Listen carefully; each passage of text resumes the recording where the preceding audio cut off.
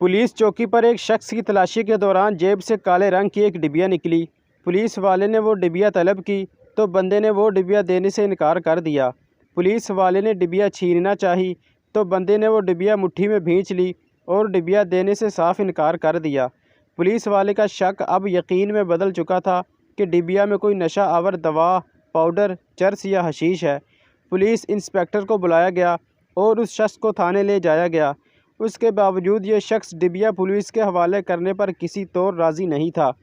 Police inspector ने पिस्तौल कनपट्टी पर रखा और उस बंदे से वो डिबिया तलब की, लेकिन सारा स्टाफ ये देखकर हैरान रह गया कि बंदे ने अब भी डिबिया देने से इनकार कर दिया।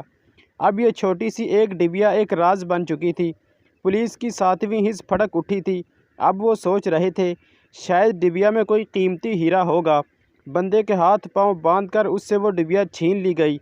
अब मुसाफिर धाड़े मार मार कर रोने लगा। पुलिस वाले बंदे को जेल में बंद करके डिबिया लेकर बाहर आए और उसे खोला तो अंदर देखकर सबकी आंखें फटी की फटी रह गईं।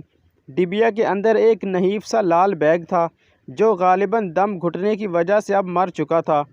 पुलिस इंस्पेक्टर ने सख्त लहजे में पूछा, सच सच बताओ ये क्यों रखा था जेब में?